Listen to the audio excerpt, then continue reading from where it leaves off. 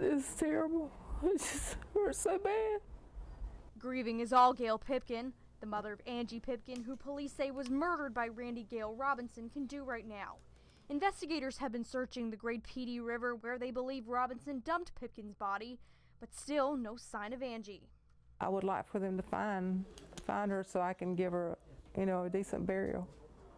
Angie was last seen January 16th when her grandfather dropped her off at the IGA in Aner to meet a friend. Gail says that friend was Robinson.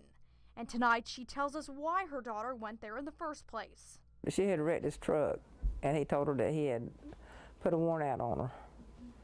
And if she would go back to his house, there and be with him that night, that he would drop the charges. Gail says Angie and Robinson had met at a bar she worked at. Even though the two never officially dated, Gail says Robinson quickly became infatuated with Angie. She went out with him a couple of times, and stuff, and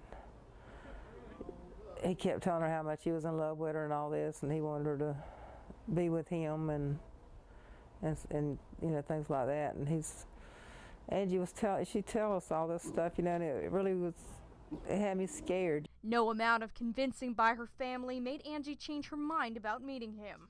She told me she was scared to death of him. But it was more important to her, I guess, to stay out of jail. Back in January when Angie disappeared, Gail said some of her family went to Robinson's Murrells Inlet home to question him.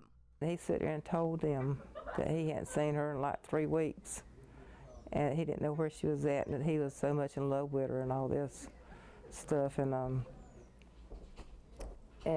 he told them a lot of lies.